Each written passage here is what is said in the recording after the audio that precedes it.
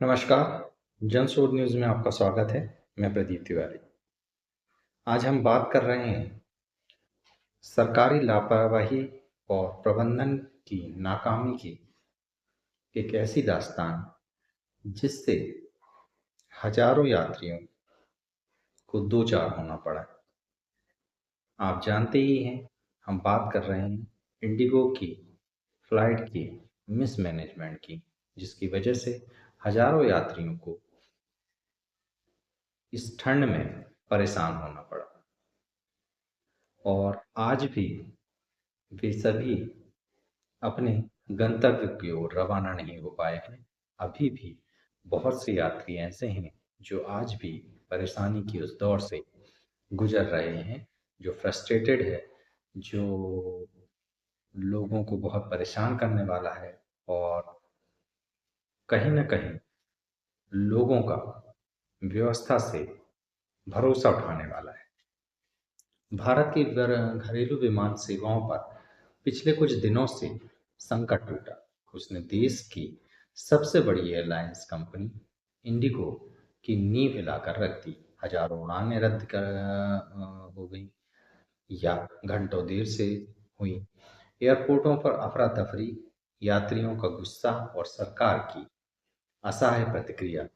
यह संकट केवल एक कंपनी की विफलता नहीं, बल्कि पूरे भारतीय उड्डयन तंत्र के ढहने का संकेत भी है। यह कहानी बताती है कि कैसे एक नियमन FDTL flight duty time limitation ने देश में अराजकता पैदा कर दी है और कैसे इंडिगो तथा सरकार दोनों ने मिलकर इस संकट को जन्म दिया है।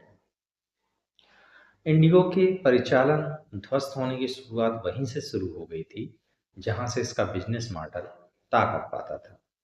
जी हाँ, कम से कम स्टाफ, अत्यधिक फ्लाइट आवृत्ति यानी फ्रीक्वेंसी फ्लाइट और रात में अधिक उड़ान। नवंबर के अंत में डीजीसीए ने पायलट क्रू सुरक्षा के लिए एक नियम लागू किए, क्योंकि उस समय एक्सीडेंट बहुत हो रहे थे। रात की उड़ानों पर कड़ी पाबंदियां लगा दी, क्रू के लिए अधिक विश्राम का समय तय कर दिया और पायलटों के लिए ड्यूटी आवर्स का सख्त निर्धारण सरकार ने निर्धारित कर दिया। ये नियम पहले से घोषित थे। 2 वर्षों की तैयारी की अवधि भी थी, लेकिन इंडिगो ने न पायलट बढ़ाए, न बैकअप क्रू, न ही शेड्यूलिंग में कोई बदलाव किए। क्यों नहीं किए? कहाँ से उसे यह ताकत मिल रही थी कि वह सब संभाल लेगा? ये एक शोध का विषय है। परिणाम, रोस्टर टूट गया, फ्लाइट ग्राउंड हो गई, क्रू उपलब्ध नहीं हो सका। जहां किसी भी अन्य एयरलाइंस के लिए यह एक अस्थायी चुनौती होती, वहीं इंडिगो के लिए यह पूरा ढांचा ढह जाने जैसा था। अब ये जो सारा उपक्रम हुआ है, उसमें अनेक दिक्कतें एक साथ पेश आई हैं। जैसे एक ही दिन में सैकड़ों उड़ानें रद्द, प्रमुख एयरपोर्ट्स दिल्ली, मुंबई, बेंगलोर पर हजारों यात्रियों का फंसा होना, ऑन टाइम परफॉर्मेंस 10% से भी नीचे चला जाना और यात्रियों के सामान में भारी देरी होना। टिकटों के जो रेट्स हैं वो आसमान छूना, क्योंकि इंडिगो का नेटवर्क ठप हो चला था। यह स्थिति उस एयरलाइंस की भी है जो भारत के घरेलू बाजार का 65% हिस्सा कंट्रोल करती है, या जिसके पास 65% का शेयर है भारत के घरेलू उड़ान का। इसकी विफलता होने का मतलब है पूरा देश का उड्डयन जो एक क्षेत्र है उसका धराशायी हो जाए। इंडिगो की असफल कहानियों के कई कारण हो सकते हैं भी, मगर क्या इसमें कहीं सरकार की कोई जिम्मेदारी नहीं है कि वह इन चीज़ों को माइन्यूटली देखती कि क्या वह समय से की जा रही हैं या नहीं की जा रही, जो भी इंस्ट्रक्शन उसने नियम में बनाए थे।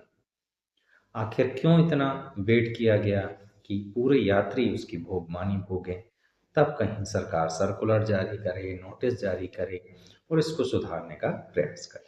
इससे पहले क्यों नहीं कठोर कदम उठाए गए? तो इंडिगो का बिजनेस मॉडल कम से कम और ज़्यादा से ज़्यादा पर आधारित है। कम से कम स्टाफ, ज़्यादा से ज़्यादा फायदा। इसने कम पायलट, कम क्रू, ज़्यादा उड़ानें, ज़्यादा लाभ, इस मॉडल पर यह चलता है। जब तक नियम पुराने थे यह चलता रहा। जैसे ही नियम बदले, एयरलाइंस के पास अतिरिक्त क्रू का कोई buffer zone, buffer staff, buffer staff नहीं था। हायरिंग फ्रीज और पायलट शॉर्टेज। 2 वर्षों की चेतावनी के बावजूद पायलट भर्ती नहीं की गई। कई रिपोर्टों में यह भी सामने आया कंपनी ने हायरिंग फ्रीज और पे फ्रीज लागू कर रखा था। इतने बड़े नेटवर्क को चलाने के लिए कम पायलट, ज़्यादा उड़ानें मॉडल दुर्घटनाग्रस्त और दुर्घटना को आमंत्रण देने वाला क्या नहीं था? निश्चित रूप से इसमें सरकार ने कठोर कदम उठाकर बहुत अच्छे काम किया है, मगर क्या उसे थोड़ा और कठोर नहीं होना था ताकि इसकी भोगमानी यात्रियों को ना भोगनी पड़ती? एफडीटीएल एक बेहद तकनीकी और महत्वपूर्ण नियम है को लागू करने की तैयारी इंडिगो ने नहीं की। नए नियमों के तहत रोस्टर कम क्रू में नहीं चल सकता था, लेकिन कंपनी ने पुराने शेड्यूल पर उड़ान भरने की कोशिश जारी रखी। परिणाम आप सबके सामने है। कई उड़ानें रद्द हुई, फिर उससे जुड़ी बाकी उड़ानें वो भी लिंक टूटा। अब इस सब में जो कहीं ना कहीं सरकार भी विफल हुई। सरकार ने नियम तो बनाए पर लागू करने की निगरानी नहीं की। डीजीसीए ने 2 साल पहले ही एफडीटीएल में बदलाव की घोषणा कर दी, लेकिन उसने यह सुनिश्चित नहीं किया कि इंडिगो जैसे बड़े ऑपरेटर अपनी तैयारी पूरी कर रहे हैं या कर चुके हैं कि नहीं। न कोई प्री इम्प्लीमेंटेशन ऑडिट हुआ, न स्टाफ की जांच की गई, न रोस्टर कैपेसिटी की समीक्षा की गई। Too big to fall, airlines को नियंत्रित करने में विफल। इंडिगो का बाजारी हिस्सा 65% तक पहुंच गया था। यह किसी भी स्वस्थ सेक्टर का संकेत नहीं है। सरकार और डीजीसीए ने स्टॉल वितरण में कोई सुधार नहीं किया। अन्य एयरलाइंस को क्षमता बढ़ाने का अवसर नहीं दिया। इसमें कुछ न कुछ गोलमाल रहा होगा, आप समझते ही हैं। इंडिगो को अप्रत्यक्ष तौर पर एकाधिकार जैसी स्थिति में पहुंचने का पूरा अवसर दिया गया। आज अगर हमारे पास में और भी ऑप्शन होते तो शायद इतनी बड़ी जो त्रासदी आज लोग झेल रहे हैं वो उनसे उन्हें दो चार नहीं होना पड़ता। संकट आते ही सरकार ने नियमों पर ढील देना चालू कर दिया। इंडिगो धराशायी हो गया। सरकार ने कुछ एफडीटीएल नियम में अस्थायी रूप से फिलहाल ढीले कर दिए, यानी वही सुरक्षा नियम जो 2 साल पहले तैयार किए गए थे, लागू किए गए थे, उन्हीं को वापस लेकर नरम कर दिया गया है। यह निर्णय भी यात्रियों की सुरक्षा से ज्यादा इंडिगो को बचाने की कवायद सरकार की दिखती है। यात्रियों की दुर्दशा जो है वो अलग है। फ्लाइट कैंसिल, रिशेड्यूलिंग में गड़बड़ी, घंटों लाइनें, टिकट के ऊंचे दाम हो जाना और कनेक्टिंग फ्लाइट छूटना, रिफंड ना मिलना, सामान में जो है वो देरी से पहुंचना, यानी सबसे बड़ा संकट उसी पर पड़ा जो कभी सबसे सस्ता और ऑन टाइम था और ऐसे उपभोक्ता को पड़ा जो कि सरकार को बहुत पैसा दे रहा था। इस सब से बाजार और प्रतिष्ठा पर भी असर पड़ा है। इंडिगो के शेयरों पर भारी गिरावट हुई है। सीईओ को सीए का शोकॉज नोटिस दिया गया है। सरकार पर विपक्ष का हमला बड़ा हो चला है। उड्डयन क्षेत्र में विश्वास की कमी एक तरीके से यह पनपी है। ट्रेंड जो कि आम लोगों का सबसे अ, पसंदीदा और भरोसेमंद यात्री सफर था, इस संकट की घड़ी में भी उसने अपना हाथ बढ़ाया है और लोगों को राहत दी है। अब इस सब से जो निकल कर आया है, वह निकल कर ये आया है कि भारत की उड्डयन जो सेवाएं हैं, अभी बहुत नाजुक स्थिति में हैं। इसे बहुत ही परिपक्व करने की आवश्यकता है। सरकार को नियमन जो भी करना है, वो केवल कागज तक सीमित नहीं करना है, बल्कि नियम बनाकर इसकी जांच करने की भी आवश्यकता है।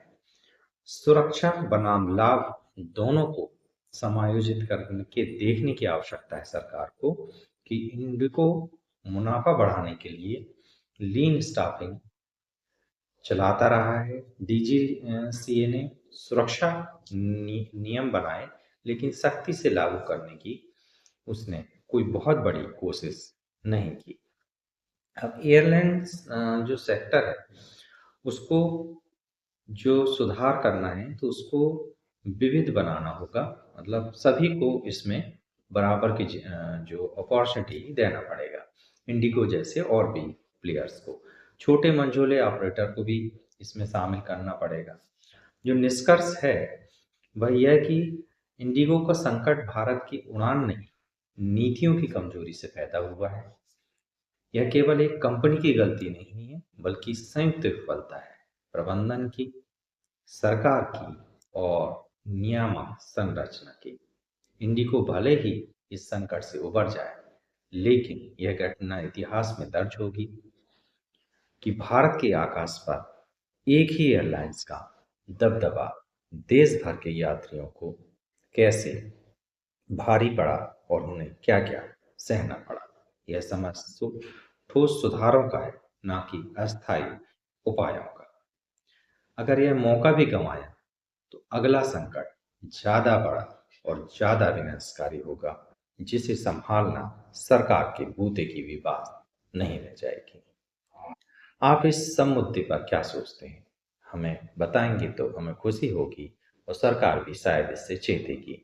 बेखौफ पत्रकारिता और बुलंद आवाज को चुनना चाहते हैं तो लाइक और सब्सक्राइब करना ना भूलिएगा। देखते रहिए जनशोध। नमस्कार।